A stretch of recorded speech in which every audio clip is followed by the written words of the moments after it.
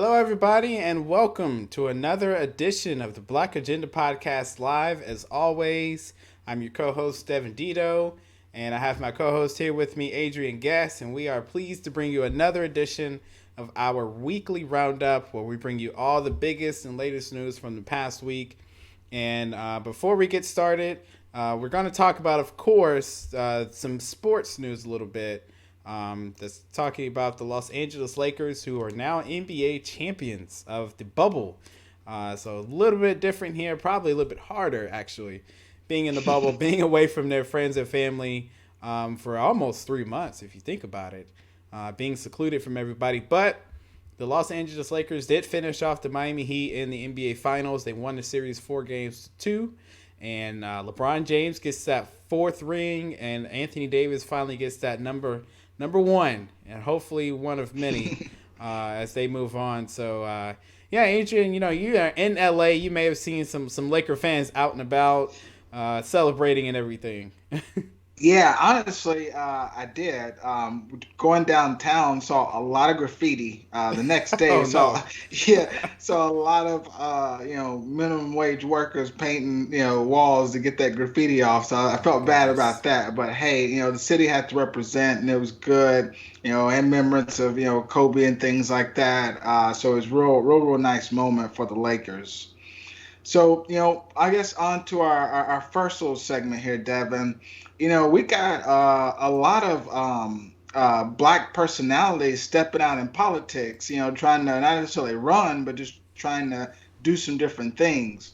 So, to start off with, viewers, Ice Cube, straight out of Compton, we didn't already tweeted at him to try to get him to come onto the podcast, but he's been taking a little bit of heat because I wouldn't say he's working with the Trump campaign per se, but he's definitely in coordination with the senior advisor, Katrina Pearson, to kind of talk to how President Trump plans to have this platinum plan and also incorporate what Ice Cube is kind of calling his black contract to America.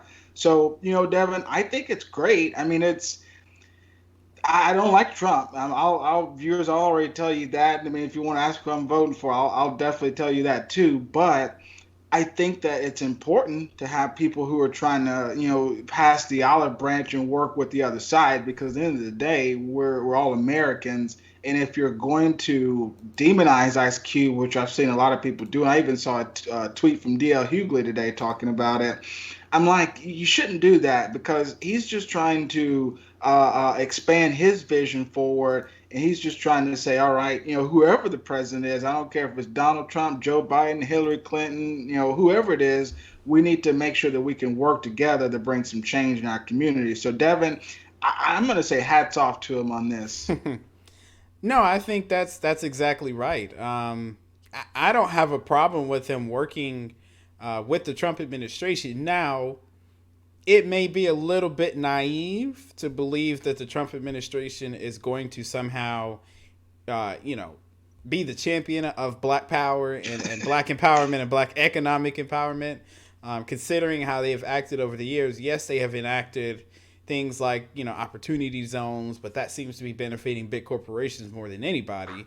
And you see the First Step Act, and they're definitely pushing these agenda items. And so, I mean, I don't think it's fair to say that Ice Cube is somehow a surrogate for Trump, or he's endorsed Trump, or that he's some kind of pawn being used by the Trump campaign. From what At I least I heard, hope not. yeah, I hope not. But I mean, even if he is working with them, that's okay. It's not as if he's, saying, hey, go vote for Donald Trump. He's just saying, hey, they asked him about working with them to get their plan together. I mean, we didn't get that in past years. At least and that way they are at least trying to create some kind of plan. Even on Roland Martin. So Ice Cube went on Roland Martin to kind of talk about this issue because it had blown up, and he really kind of stood his ground, and he just kind of said, this is really a bipartisan issue. Black power and black economic empowerment is a bipartisan issue.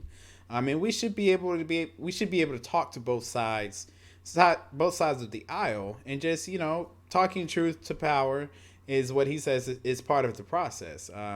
And Roland asked some, some real tough questions, and in particular, I think he really was trying to get at the fact that a lot of the things that are in Ice Cube's, contract with Black America aren't really reflected in the Trump campaign's message or their platinum plan.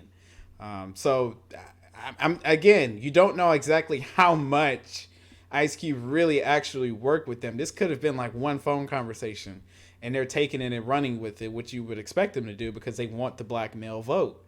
So of course, you're going to say, "Hey, Ice Cube is working with us," and Joe Biden would probably do the same thing. And we've seen this before with high-profile black celebrities working. Seeing this going across the aisle. Even Killer Mike got criticized, a few months ago for sitting down with Republican Governor Brian Kemp.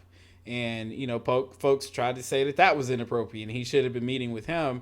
And people are upset because they feel like Brian Kemp stole the election from Stacey Abrams. But underneath all of this is that the Trump campaign really does believe that they have the opportunity to take 20% of the black male vote this election. They took 13% in 2016. They feel like they can push that to 20%. And there is some worry, from Democrats around the country that they could do that. And so, black women are not going to vote for Trump. They're plus 90% voting for Joe Biden. But black men, there is some fertile ground there for the Trump's message. So at the end of the day, yes, we should be able to talk to both sides to get our agenda through. It's not going to be done just with Democrats, but just be mindful. And I'm sure Ice Cube is just that they're doing this because it's election time. That's the only reason Donald Trump is doing all of this. And to an extent, Joe Biden and Kamala Harris and them are doing the same thing. They all trot out these same narratives every single year around election time. I just wish, though, that Ice Cube had hopped on this train around the primaries when we were picking our candidates and not at the end of the process when we are stuck with two old white men to take the presidency. I know. Yeah, that's a shame because he definitely could have done more to endorse, somebody else that could have, actually been more progressive with the issue. Mm-hmm. And before we leave this little subject, one of the things I will say, I don't want to, give Donald Trump a thumbs up, but I will give him a thumbs up in the fact that he's talking to Ice Cube about it versus Joe Biden's response was, we'll wait until after the election. That was And, offensive. yeah, and viewers, Devin and I, we were talking, off the show. That's almost like how politicians always do us as the black community. It's like Mm-hmm. we want you to vote for us, but when it comes down to talking about issues, well, let's talk about that after you get us in the office. After you get our Rather vote. than yeah, after you get our vote, after you start making some money and you get your whatever you want, then we'll talk to you. So if somebody from Joe Biden's campaign is watching this, have him change course. He needs to be talking Ice Cube. Don't let the story be Donald Trump is trying to help black people and you're saying you'll just wait until after the election. Yeah, that just don't make any sense to me.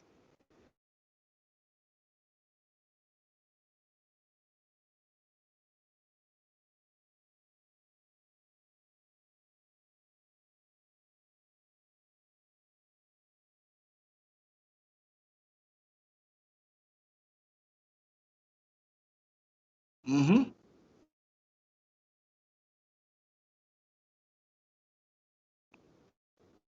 Plus, Donald Trump. He's doing all of all he can to pull the black vote. He and Candace Owens is working together to I guess get attendees to the Trump rally. According to a story from BT.com, like I said, they're basically paying for numerous black people to travel and stay so that they can kind of show their black support for Donald Trump. That to me, I guess I don't know if that's illegal per se. It just seems sketchy. It just seems a little weird to be paying for your some people to come to a rally just to say Donald Trump's not racist or whatever.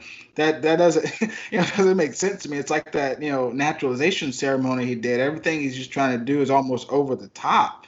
And I don't know. I mean, again, maybe I know she's a very conservative speaker. She has got that group Blexit and things like that. So I don't know what the angle is here. I think that Donald Trump. I mean, obviously he shouldn't be doing events like this. He just got. Well, maybe he's even not even. I guess he's cured of coronavirus. So he can do these kinds of things, and because he didn't have to worry about it like everybody else in America. But I don't. I don't really know what to say about this, Devin. But I mean, it's almost a slippery slope that if you can have people, paying for supporters to come out to, campaign events. I mean, I feel like the sky's the limit on what you'll start seeing people start to pay for whenever it comes to campaign. Absolutely. I think, if this was the reverse and you had, say, Joe Biden or Kamala Harris paying for people to attend rallies, the right and conservatives would be murdering them, Yeah. eviscerating them for, imagine if this was Black Lives Matter and they were I paying mean, for people I to was about to come say that and they already protest. thought Joe Biden was putting people on airplanes to, go burn cities. So, I mean, I get it, and she tried to defend it by saying that they were paying for people who were struggling financially. Sure, but you do not extend that courtesy to Black Lives Matter. If George Soros was even anywhere close to this, they would have lost their minds. Antifa mhm. or any, they would have lost their minds had they known that Black Lives Matter was bringing people in from the outside and paying them to be at these rallies. We already heard this over the summer. They were complaining about outside, what they call outside agitators, coming in and Mhm. inciting the violence and the riots. If they had been paying people, you would have heard an uproar. Yes, this wasn't a protest; it was a rally, but still, you set the standard. So can Black Lives Matter do this now? Is that okay? They would lose their minds if that happened. So I they would think we're organizing. exactly. They would lose their minds. But and just to kind of wrap up our segment here about a little bit of political news this week. We heard this today actually. This broke this afternoon that P Diddy, the rapper P Diddy, is actually this was during an interview with I think it was Charlemagne the God. Yeah, so it was an interview with Charlemagne the God. Um, and it was produced by Revolt TV. And during the interview, Diddy actually said that he's going to endorse Joe Biden for president, but he's also going to create his own political organization titled the Black Political Party. And so he said the goal of the party simply is the goal is to unify around the black agenda. Very simple, very easy, very straightforward. So, Angel, we've talked about this a little bit off air about the possibility of whether black people needed their own party, but we may be able to see this experiment play out with Diddy creating his own political party. I mean, he's got the money, he's got the connections, he's That's got the yeah. influence. So, I mean, if it's anybody who's going to create a political party, I mean, those are the boxes you got to cross to, check off to, get it off the ground. So, I'm excited. I mean, it's one of those things to where, I like to think of myself as a little bit of a maverick, so it might be a third option in 2028 for me rather than running as a Republican or a Democrat. I can just run as black. I don't know what you, I don't know what you really say what you would run as, but hey, I'm excited about it, and I'm hopeful for the opportunity to see it, get off the ground. It's just like whenever they launched, I think the Black News Network or whatever. Just good to see that minority groups are finally getting their fair share in society. So with that, viewers, we're going to wrap up this little first segment talking about black people in politics, and we'll give you a break and we'll see you on the other side.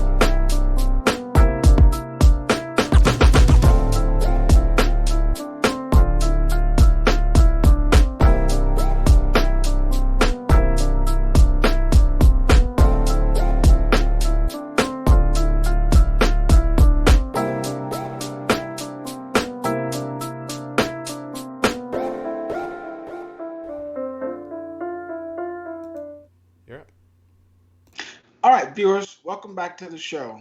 So, even though we're all getting a little tired of, COVID-19, we got to do a little bit of an update because, again, we're tired of it, but it's not tired of, the world. So, it's still kind of, climaxing, it kind of seems. One of the first things we wanted to just kind of throw out there was, it seems like Donald Trump is trying to use Dr. Fauci in his campaign ads. And Dr. Fauci is a very seasoned medical professional where he served numerous presidents, Republican and Democrat. He's already come out and says he doesn't endorse Trump, nor does he endorse Biden. He doesn't he don't want to be a political pawn. And the Trump team put him in a 30-second ad where Fauci is basically saying, I can't imagine that anybody could be doing more.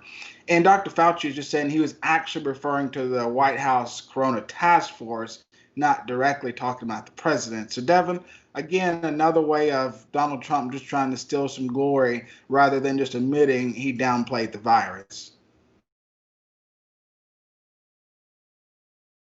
Let me unmute myself here. This is his MO. This is who Donald Trump is. He's going to use things and manipulate people's statements and try to spin it a certain way to where it looks like he did a great job on the coronavirus pandemic and handling that. But Dr. Fauci very plain and simply said this. He took those words out of context.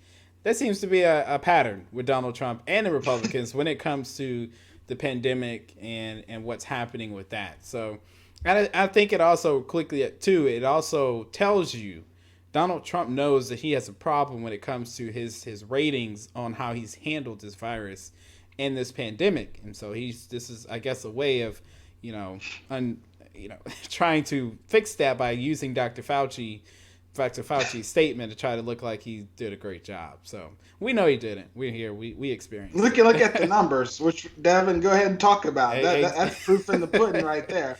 Exactly. So as far as those numbers are concerned, I'm not going to call it a spike, but we are certainly seeing a rise in cases. And it is possible we could be going up to a third peak, but this week alone, we had states like Wisconsin, North and South Dakota, Nebraska, and New Mexico all saw record high daily cases of coronavirus. And so even this week, we also saw a 2-month high of 63,000 new cases here in the United States, as well as an increase in hospitalizations, which is something we don't want to see. Getting close to an election day where there are going to be a lot of people, millions of people voting on November 3rd. This is the last thing that you want to see with all those people heading out to the polls. And it shows why it's so important to have the option to do mail-in voting so that you don't have to go out there and expose yourself. Even here in Texas, I think it was in Louisville, a poll worker had tested positive and he had to close the polling location down. So, I mean, you could have people going out and exposing themselves to this virus. So, with all the new cases and everything, the United States has crossed over 8 million people who have tested positive total, and we've crossed over 217,000 deaths from COVID-19. And it's not just here in the United States. Even in Europe, they've seen a spike in cases. Paris and some other cities are actually preparing for a new virus curfews that are going to go into effect. You see Belgium saying that bars and restaurants are going to be closed for the next 4 weeks, starting on Monday. They're saying their hospitals are clogged. So they've got a pretty significant rise in cases and hospitalizations across Europe. And as a whole, for the entire globe, we saw a record of 400,000 new cases in one day, which tells you not only, I mean, part of it, yes, we're doing more testing, but that also tells you that the virus is continuing to spread and that this thing is not going to go away. The U.S. is still number 3 in total cases behind India and Brazil, but we lead the world in the total number of deaths. So, and African Americans and Black folks and Latinos continue to be overrepresented in those 217,000 deaths. So that's another thing to keep in mind when you hear the president say that this thing is not real or that it's not that serious. No, there are a lot of people who look like us who have been hit pretty hard by this. So Adrian, you know, speaking of the president and the coronavirus, there was a huge outbreak at the White House that infected a lot of other people, a lot of highly named Republicans like Chris Christie. And so we do have an update on his condition.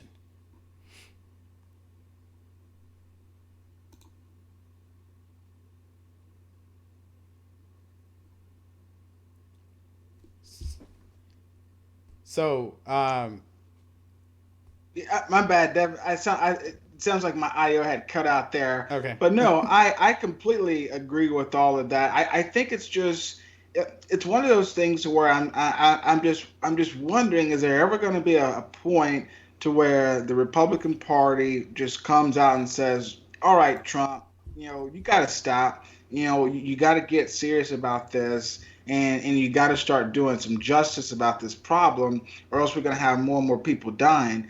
I mean, you've got former Governor Chris Christie, according to Yahoo. I mean, he was in the ICU for 7 days, Devin. I mean, that's a long Yeah. time to be in the ICU. And then when he gets out, he basically says, I was wrong to not wear a mask at Amy Coney Barrett's announcement. He was wrong to not wear a mask at the multiple prep sessions with the president. But you have the president that doesn't come out and say anything, about Chris Christie. I mean, I thought they were buddy buddies. I mean, helping him, do debate prep and stuff like that. But he hadn't really said anything. I mean, he got asked a couple questions about it, but it's just like, so what? I mean, it's just crazy to me that we haven't, begun to take this a little bit more serious. I mean, I think that, people are just waiting for a vaccine and they're just expecting the vaccine to be a magic bullet. But if you look at the science and if you listen to what the experts are saying, Devin, the vaccine is really not going to be a magic bullet at all. I mean, there's different amounts of efficacy when it comes to the Mm-hmm. vaccine. There's different, lengths of time that it might work to where you might have to get revaccinated every 6 months, every year, or something like that. So I think that everyone just thinks that, well, once Johnson and Johnson or one of these other companies gets a vaccine out, that we're going to be okay. We can just go back to normal and doing everything like we should do. But as we can see from the numbers that you just talked about, Devin, this is not a problem that's just going to go away just because people are going to take a vaccine, which, as we have talked about multiple times, people may or may not even trust. Yeah, it's a real mess, and so the vaccines are coming. We do know that they are coming, but they have run into, and this happens all the time with vaccine trials. They do run into, issues where they have to pause it, and so this week we got two announcements. One from Johnson and Johnson, and then the other came from Eli Lilly, where they both announced that they were going to be pausing. Their COVID-19. I think Eli Lilly is making an antibody cocktail, and then Johnson and Johnson is actually creating a vaccine. Both of them had to hit pause on their trials because they had participants who became sick. Johnson and Johnson said someone came down with an unexpected illness, and they are not sure if it's if it's the vaccine that made them sick or if it's a placebo or something's going on. So they're investigating that, trying to figure out what's happened. And then Eli Lilly said, they're testing their things, but out of an abundance of caution, they stopped, to figure out what was going on, what was making people sick. And so, you know, the president has said before that he felt like he was cured, and so of course we don't have a cure, but there was some news this week that the drug remdesivir that the president took, the WHO says that remdesivir didn't help patients who were hospitalized with COVID-19, but that quickly came under fire from folks here in the United States who said that the study that the WHO did was actually not very well done, and so you can't really trust the the conclusions that they came to. But anyway, remdesivir itself is very expensive. It's over $2,000, for each dose, and so the president is touting it as some kind of cure, but the everyday person may not necessarily have access to remdesivir, because I don't know who wants to pay a $2,000 bill from the hospital in addition to other things that are going to happen. And so, yeah, I mean, we can imagine all day that COVID's, going to go away, but it's not. Even now, I think we heard this week, Kamala Harris, there were two members of her team who had tested positive. Hmm. One of them was actually her communications director, Liz Allen. Another was a member of the campaign flight crew, which tested positive. Now, she said she hadn't been in close contact with them recently, but Adrian, and this just goes to show that you could take all the proper precautions, because we know the Biden campaign has been very serious Hmm. about social distancing and wearing masks. But even if you do all of that, there is still a possibility that you could still get infected. And so that's why you need to take all the proper precautions to try to prevent it as much as you can. It affects different people in different ways. And Chris Christie said that. It's very random in how it treats people. So we still need to wear our masks and social distance as much as we're tired of it. Adrian, this is not just going to magically go away. Yeah, you got that right, Devin. It's one of those things that seems to be flying under the radar, but it's if you talk to any medical professional, they're gonna tell you this is their life. This is the moment, and we got to live it. Speaking about things that kind of flying under the radar a little bit, I think the hearing for Judge Barrett kind of flew under the radar this week. I don't. I mean, obviously, the media talked about it, but I mean, I didn't really hear, or rather, I didn't see any tweets or any Facebook posts, aggressively talking about it. But hey, that happened, this week, viewers. There's a potential new justice that's going to be on the bench, and I've just been really trying to, tell people it's important. I mean, we tweeted on our Facebook, that we reminded people that, Brown versus Board of Education was decided by the Supreme Court. Not saying that they're going to overturn this, but this is why we should pay attention to who's being put on the bench. And I mean, the Democrats, I get that they're really, really upset about this. I think they probably should have done some better strategizing to figure out better ways to talk about the issues rather than it almost seemed like they were just bullying on her, Devin, more than anything. And then, of course, the Republicans just pointed that out more than anything. Right. And they just say, well, you can't, challenge how she's going to vote because judges are supposed to be unbiased, impartial, which is probably not the case because everybody has an opinion. But the Democrats really made a great effort to say that this is more than just putting a judge on the bench. I mean, this is about, Roe v. Wade. I mean, this is about LGBTQ rights. This is about healthcare because you have someone who apparently is kind of against all of those things. She may not have come out and said it during the hearing, but there's a lot of different evidence that kind of pointed to that. Even some documents that she didn't disclose that later surfaced showing that she actually kind of didn't think Roe v. Wade was, was right, and it was kind of barbaric. So I think that, like I said, people need to pay attention to this. I don't think the Democrats can really do anything to block it, Devin, but maybe she'll stand up and do the right thing.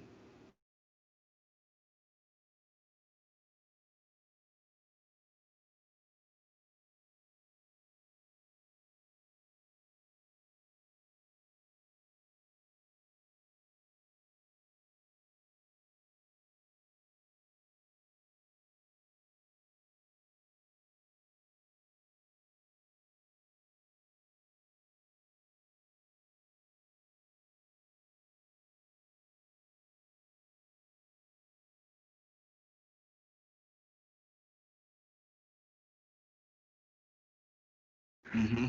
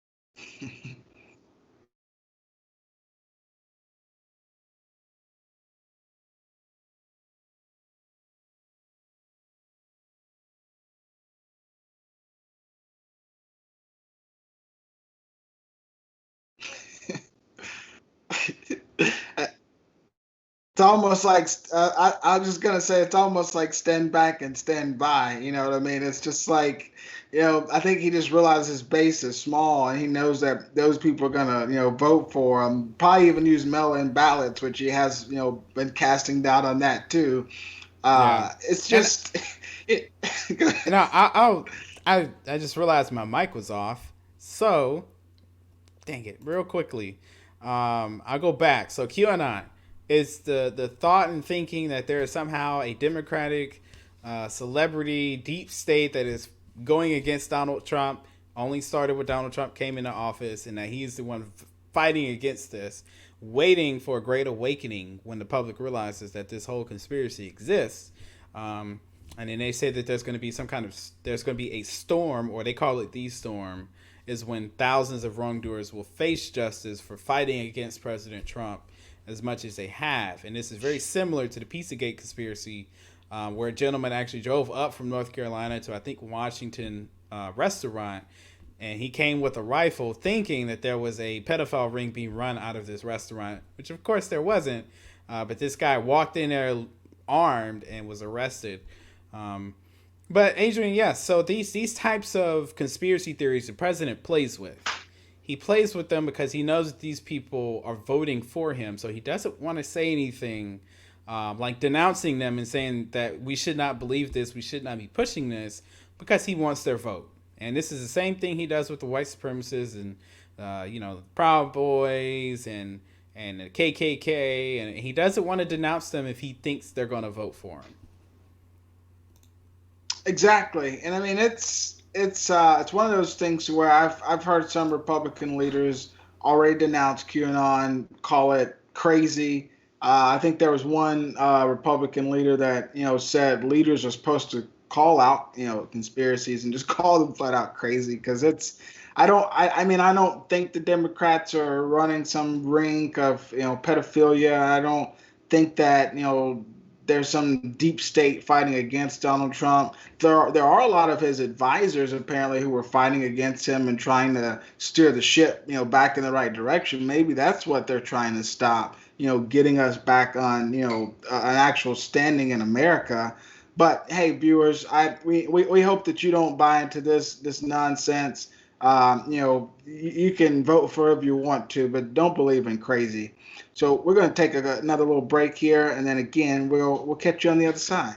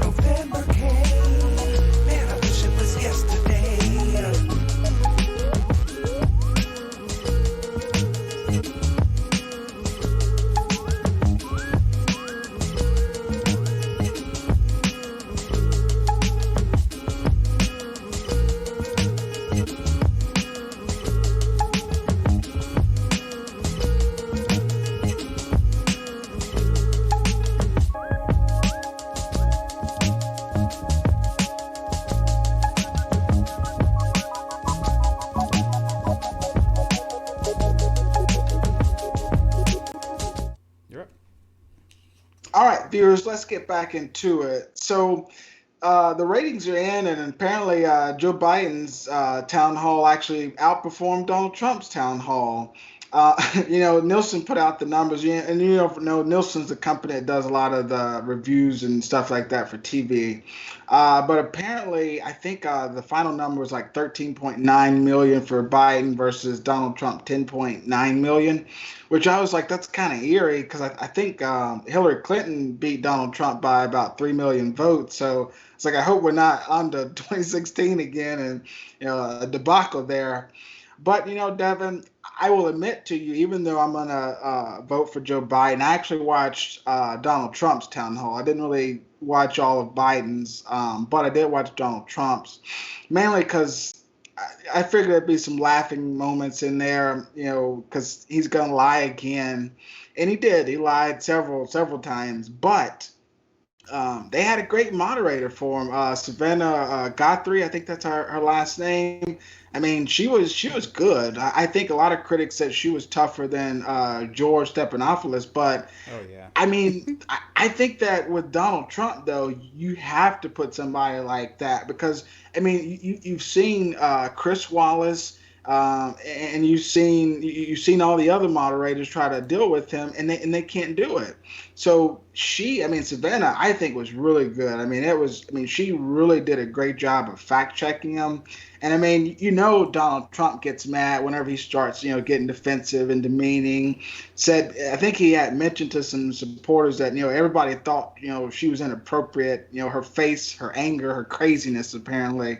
My Uh, goodness. but it, but it was just her being good about her job. Because I mean, you got Donald Trump retweeting conspiracies that apparently Osama bin Laden's not dead or whatever, and when he got called out by that, he was like, "Well, the people can decide for themselves." Like, come on, Devin. Like, I don't know. This guy is obviously not listening to his daily briefings. He's obviously trying to do so much in the last couple of weeks leading up to the election that people just don't know what to believe.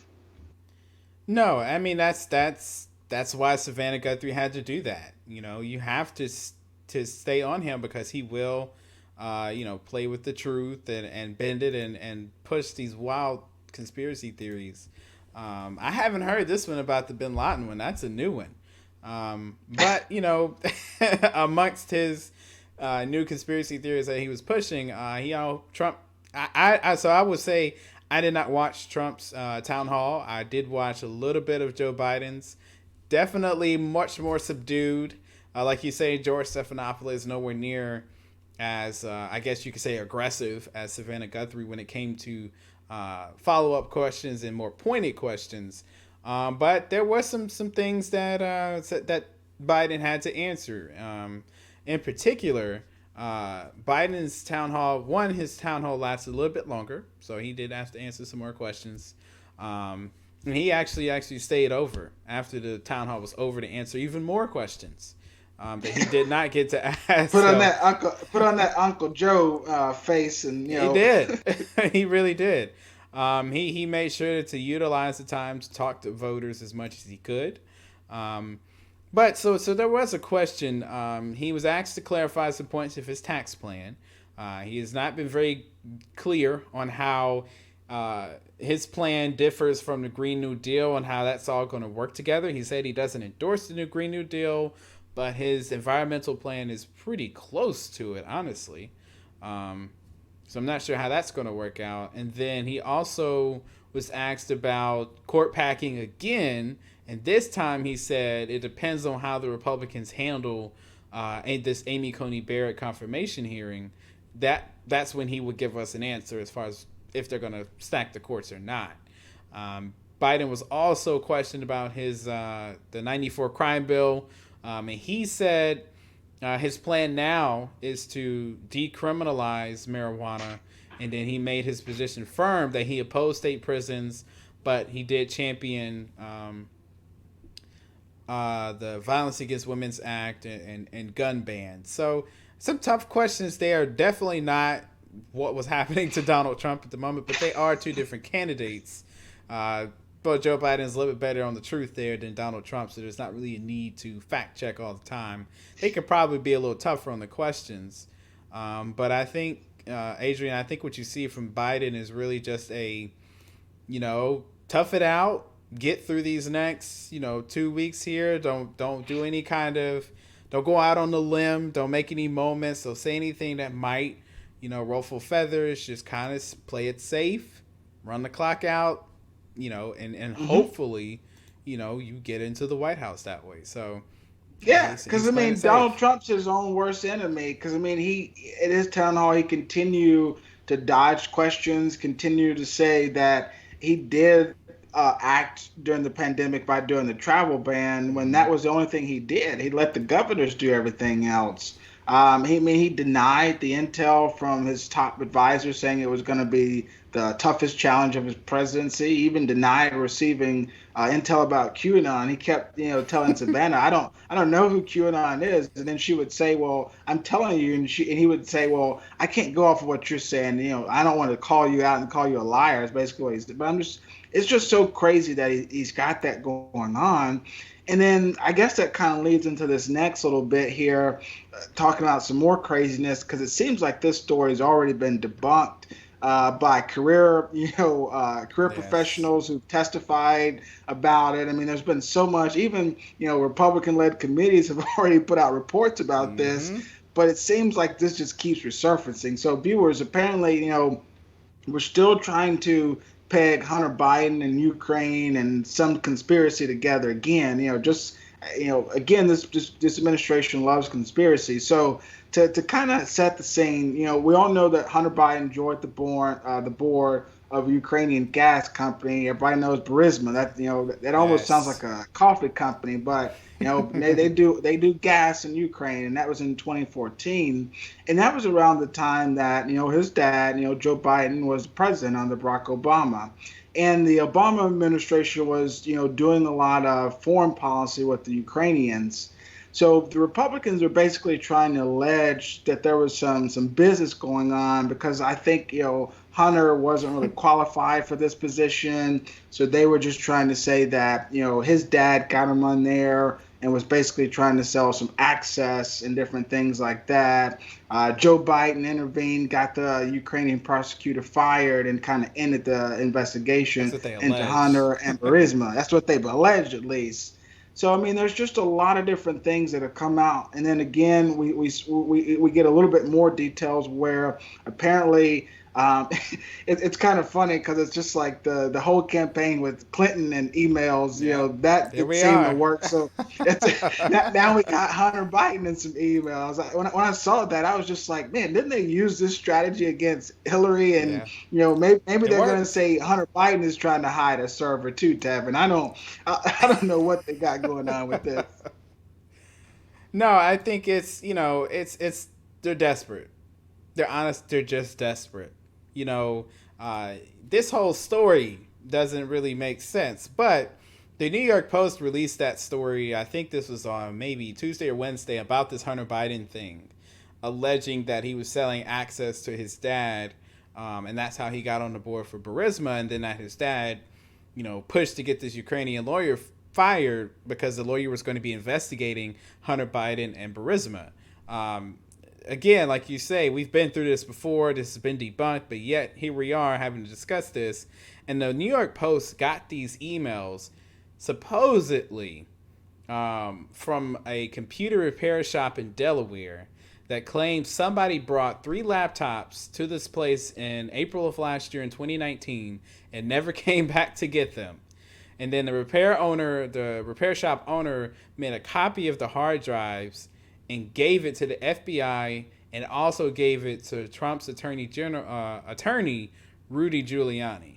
Now we know Rudy Giuliani is shady and is loose with the truth and is as bad as they come. And so, uh, Adrian, I don't know who goes and drops 3 laptops off and doesn't go back to get them. And so, this and keep in mind too, this story, these emails have not been verified by other outlets like the New York Times, Fox News. Nobody has been able to say if these emails are actually real. Um, and the email that they're pointing to say this is the gotcha moment is an email from 2015 that was sent to Hunter Biden by a person who was on the board of Burisma called Vadim Paraski. I hope I probably butchered that, but um, what the email essentially says is the guy is saying thank you for inviting me to DC and giving me an opportunity to meet your father and spend some time together. It was an honor and a pleasure. That's what the email says, and they're taking that as proof that Hunter Biden was selling access to his dad, Joe Biden. I don't know about that, Adrian. I mean, it's a stretch, you know. Yeah. No, I And wouldn't put it past the campaign though to make a stretch like that. Though I'm glad though that Twitter and Facebook are kind of yes, did some things to kind of slow the sharing of the story down. Just because again we've been there, done that. Twitter cited its hack materials rule to mm-hmm. kind of slow the spread of the story. It's one of those things where I get people who want to say free speech, you shouldn't Right. censor people, but it's almost like fake news, like to not to not use a Donald Trump term, but it's just fake news. I mean, you got the Senate that recently released the 87-page report, and they didn't really claim Yep. any wrongdoing there. So Devin, I don't know why we keep spinning our wheels here. I guess again it's another Hail Mary from the Trump campaign. Yeah, that's all it is. It smells of desperation. You know, when you're down 10, 11 points in the polls, you'll try just about anything. Um, and so, one thing to wrap this up is also the FBI is looking into this to see if this is part of a Russian disinformation campaign. Generally, because of how this all came about with these laptops being dropped off, the hard drives being copied, the person not coming back for them, and they all these emails somehow end up in the hands of you know who, Rudy Giuliani of all people. So the whole thing smells fishy. But Which, speaking of, before we wrap up, speaking of Giuliani, his daughter actually came out and endorsed Joe Biden this week wow, and said, "Yeah, yeah, I don't think I think she did say that she hadn't talking or spoken with her dad since coming out and endorsing yeah, Joe Biden, but I figured that would be a hard conversation." a very hard conversation, a very awkward conversation. Yeah. Uh, So hey, if she's coming out against her dad and her dad's client, then it's pretty enough bad. said there. It's pretty bad. So yeah, that'll do it for this section. Some election news and everything. So when we come back, we'll have our quick hits and then we'll get up out of here. So stick with us.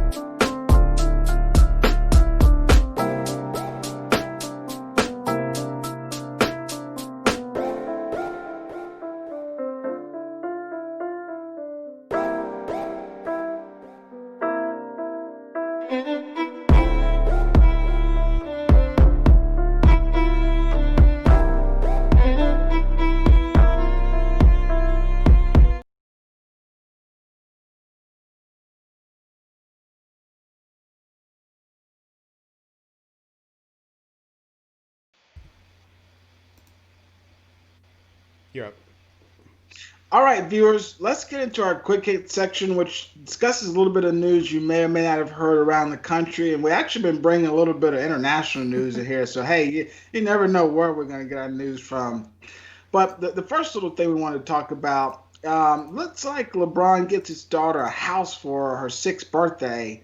So I, Devin, when I saw this, I was like, man, must be nice to be, this rich to be able to get your daughter like a miniature version of the house they already have. And I mean, I guess you can't knock them for it. I mean, you got the money, you might as well do it. But I mean, they finally got, back from home from celebrating the championship and then, kind of unveiled this house. Said it'll serve as kind of like a playhouse, even has a couch, a tiny den area, and even a kitchen. So, hey, Zuri, she's already got a house and she's only 6. Hey, she's doing life right, man. It must be nice. You got that right. Man. So in other news, our next story here is some big news here from rapper Killer Mike. He along with Bounce founder Ryan Glover have announced that they're starting a black owned and Latino owned digital bank called Greenwood, and it's a digital bank that does everything you need: checking and savings accounts, mobile deposits, peer to peer transfers. All of this will be fulfilled entirely online. The bank also will offer global ATM network, Apple and Android Pay services, and also 2-day advances on paychecks for customers who sign up for direct deposit. So if you are interested, I did this earlier to register, get on the wait list. If you're interested, the bank doesn't open until July, but if you go to bankgreenwood.com, you can sign up, put your email in there, and sign up for the waiting list. And hopefully, when January comes around, you'll be able to open an account with a majority black and Latino owned digital bank. Yeah, Very something you cool. don't see very often at all is black. Well, I guess minority-owned banks in Yeah, general. You don't see that, so that's that's big awesome. move. Yeah, exactly. I might have to switch. I'm on the Wells Fargo, but hey, I mean, I gotta They're gotta awful. represent the community. I know exactly. Now, hey, we got some interesting news here because I'm not a big conspiracy theory person at all, and the whole UFO thing has always been kind of conspiracy theory. But we got that former speaker, majority speaker, rather. He was in the Senate, Mm-hmm. correct? Harry Reid. Yep. Yeah. Okay. Former Senate Majority Leader Harry Reid, during a documentary called The Phenomenon, which is directed by James Fox, Reid said that the federal government has been covering up evidence of possible close encounters with UFOs. Devin, I mean, it's pretty interesting. He was saying that a lot of the evidence hadn't even seen the light of day. I mean, he's in the past pushed for the creation of a classified kind of government UFO program, but I find that it's very interesting whenever he's coming out as someone that I find pretty competent, Mm-hmm. rational person. So I don't think he's just trying to blow up a bunch of fluff or anything. But he said that there's a chance that they may have interfered with American weapons. The Mm. documentary talks about the story of 1967 report in which a UFO appeared over a U.S. missile base and at which 10 missiles became inoperative. So I don't Mm. know, Devin. Maybe there's some UFOs. I will say, viewers, there is another documentary that come out on Netflix where I will say, man, I wish I remember the title. You could probably find it, but it actually kind of convinced me a little bit, Devin, because there was I'm not gonna lie, because there was one report in one state where there was I don't know, like 13 different areas where everyone pointed to kind of like the same event, and I was like, I don't know how everybody gets together and want to court like that, but I mean Harry Reid's trying to confirm it, so maybe they're out there. I will say real quick, I know we're getting towards the end of the show, but my uncle actually told me a story. He used to be in the Air Force, and I think he had a friend where they actually used to collect like what they call like space junk, so things that would fall out the sky and they didn't know what they were. Um, he actually told me about this object that they found that looked like a stick kind of, but it looked like a stick, but you couldn't bend it. It was almost like metal, like you couldn't do anything with it. But if you ran your finger across it, it would curl up into like almost like a caterpillar almost. And they didn't know what it was. They had no idea what it was made of. If you put it on like a metal table, it would roll off. But if you put it on a wooden table, it would actually stay. So it's the craziest thing. I've ever heard, but he, it kind of led me to believe that there might be some stuff out there. Then we may not be necessarily be alone in this particular galaxy here. But moving on from And our, hey, yeah, tell you about that. It's actually called Mystery on the Rooftop. It's Mystery on the actually Rooftop. Berkshire, and it's crazy because I mean the almost the entire town confirmed. It's almost crazy. Like That's everybody just got together, that's unheard of. drank on the same wine or something like that. It's crazy, but yeah, I don't know. Something's out there, maybe. It might be. But so let's move from the stars and move down to Oregon, where there was a woman who, this is a funny one. So late in September, an Oregon woman, a 76-year-old Oregon woman, actually received information from Wells Fargo that she was dead. Normally, a bank needs to send a death certificate before saying someone is dead and moving forward. Before they need to see a death certificate. But instead, this time, Wells Fargo sent the letter to her house, basically saying she had passed away, and she's the one who got the letter and received it. So she was, of course, very confused. And to make matters worse, the couple were unable to refinance their home and pass their information along to the three credit agencies. So I don't know why Wells Fargo thought she was dead. They're investigating the accident, but that is bizarre.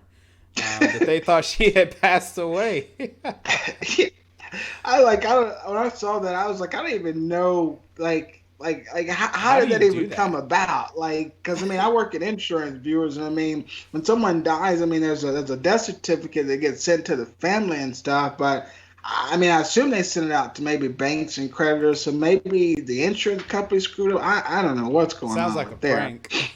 Yeah, that sounds like a prank. One to prank to that couple, but hey, another little prank. So bringing in a little bit of international news. So apparently, in the UK, there was this there was this guy who's just making some precedent with facial coverings for COVID. Apparently, you can use snakes to protect you from coronavirus. I don't know what rationale he thought that would help, but in the UK, there was a man that was spotted, on a bus with the actual snake as a facial covering. Everybody thought that it was just some interesting looking mask, but the mask started slithering and moving, Devin, and they realized it wasn't a facial covering. And interestingly, transportation officials have come out and said, commuters you can't wear snakes. That should have been obvious, but they already had to put out a statement saying you can't do that. But so here in America, there's a bunch of different options for face mask. I've seen people use bandanas, shirts, masks, Mm-hmm. all kinds of stuff, but can't use any animals, especially not any snakes. Darn. All right. So our next story, it's going to be, of course, voting is underway in states all over the country, and so just to give you an idea of how much enthusiasm there is around this election, so far 21 million people have voted early in the 2020 election, and experts are predicting that a record 150 million votes could be cast and that turnout rates could be higher than in any presidential election since 1908. So over 100 years ago. And so the turnout, if you want to break it down by party, has been lopsided when it comes to early voting. And this is typical, with Democrats outvoting Republicans by a 2-to-1 ratio. But that does not guarantee a win on election day. As we know, in 2016, we went through this. Republicans tend to wait till election day to show up, but this year's going to be different because of this coronavirus pandemic. We are in the middle of a spike in cases, or a rise in cases going into election day. The turnout on that day could be a little bit different this time. So hopefully, if you're a Republican out there, you might be a little bit worried that turnout may not be exactly what it is. But early voting is going great. Millions of people have already voted. Yeah, which I've seen the long lines, and it Yeah. just makes me thankful that I'm in California because I got my ballot on I think like uh, the 29th of last month. I mean, I got it so early. I mean, Yeah. I've taken weeks to like do my research and stuff like that. So hey, we need to get mail-in voting just everywhere because it makes sense. So our last little nugget, Devin, almost makes me want to switch back because I just switched, viewers from Android to Apple, or rather from Apple to Android, and I'm kind of missing it a little bit. And Apple always gets ready to introduce their new lineup, and they did that on Tuesday. That price tag is still up there though. Looks Oh like the yeah. iPhone 12. Yeah, they got the iPhone 12 Pro Max, iPhone 12 Pro, and then the Min. That Pro Max starts off at about 1,100. Then they got the Pro at it right at 1,000. Then that looks like the Min is about 699, and then the regular size is 799. So at least they got a couple different options Hmm. for you. But obviously they're trying to get you to get that $1,100 phone. Nice thing they did announce that it's going to be 5G compatible. Interestingly, I don't think 5G. Everyone keeps saying it's nationwide, but I went and talked to my person at Spectrum here in LA, and like even LA, there's only so many parts of LA that are 5G Yeah. compatible. So I don't even know why they keep talking about that so much. But it looks like the looks like you can start pre-ordering on Friday, October the 16th. Shipping's going to start on October the 23rd. Looks like the smaller 5.4-inch iPhone 12 mini, and there's going to be a larger one, 6.7 iPhone 12 Max. So I mean, these phones are just getting big. Eventually, you're going to have tablets in your in your pockets, Devin. Apple also announced looks like a $99 Apple HomePod Mini. So, Apple's just trying to again, come out at the end of the year, hoping that people are gonna, buy, do some stocking stuffers for Hmm. Christmas. So, hey, be on the lookout for the new iPhone lineup. So, Devin, we're at the end of another weekly roundup, and I'm gonna be honest, and maybe viewers can leave some comments on it, but I like little funnier nuggets in here towards the end after we done laid it, some heavy stuff in all of our other segments, just to kind of round it out with something funny to leave viewers with. So, I would definitely say, viewers, if you enjoyed, some of these little funny news segments in here, let us know. We may just turn our quick hits into something like that, and you may see us on like Comedy Central or something. I always say Trevor Noah, he needs some competition. Some competition. I hope we can get there one day. Yes, absolutely. Let us know. We enjoy doing this. I laughed all the way through, what we had today. I still think the funniest thing I heard about was Yelp letting you report racist businesses. I don't know why. I just think that's hilarious to me. But yes, we enjoy these quick hits. We're trying to make it more funny, more lively, bring in our personal stories. Um, I'm all for it if you want to come back to Team iPhone. I used to be real hard Team Android, but I switched last year for the first time ever, actually. I switched from Android to iPhone, and I enjoy it. It wasn't that bad. I have the 11 Pro Max. Probably not getting the 12, but that could be wrong. I might like it, so we'll see. I got to get my hands out and get in the store and see, see what it looks like and everything if it's really worth Hey, it. that's how they get you to buy It it. is. It is. I'm a sucker for Best Buy. That's my favorite store in the world. So I will go in there and test it out, look at it, and play with it, and see if it's if it's even worth it. See, that's Uh, why I say I work in sales, Devin. So that's why I don't even worry about it. I always go in telling them like I know what I I know what I want. want. You don't have to sell me. Don't spin it. Don't try to give me bells and whistles because that's what I do for every. I do that for a living. So Yes, you used I to know what I need. it. Exactly. But yeah, so this is our weekly roundup number 10. We got some new episodes of the podcast coming out. We just did a new episode with Jane Milhans from Tacoma, Washington. We talked to her about the Second Amendment. It's a very good episode. Go listen to it. If you haven't listened to our Black Fatigue episode with Miss Mary Frances Winters, go listen to that. Um, if you're voting, if you're early voting, we did an episode with a gentleman from Fulton County, Georgia. He's on the board of registration and elections there. Aaron Johnson. Aaron Johnson is his name. Thank you for that. If you need anything, if you need to know anything about early voting and mail-in voting, that episode is excellent. He explained it, everything that you need to know, particularly for folks in Georgia, but even around the country. It's good to hear what he said. So, yeah, Yeah. Adrian, go ahead. Two things that we got. I was going to say two things we got coming up as far as episodes. One is on affirmative action. That's going to be a Yes. really, really nice one where we're speaking to a former employee that worked in admissions at a law school. Mm-hmm. Really, really, really good because she gave us some really great insight. We also got some confirmation where we got the national vice president, Mr. Douglas Jefferson of the National African American Gun Association. He's going to be doing an interview with us, Mm-hmm. so we can kind of get the black side of what guns looks like in America. We even had the Mississippi NAACP reach out to his viewers. So the Black Agenda, we're trying to blow up, make stuff happen, get out there so we can promote the news in a way that you're not seeing it from CNN, Fox News, and all these other people. So yeah, we appreciate all the exposure. As always, Facebook, Instagram, Twitter at Black Agenda Pod. You can find us there. Don't forget, we got a YouTube channel. You can go there at Black Agenda Pod and find us as well. Don't forget, you can donate to the cause, patron.podbeam at Black Agenda Pod.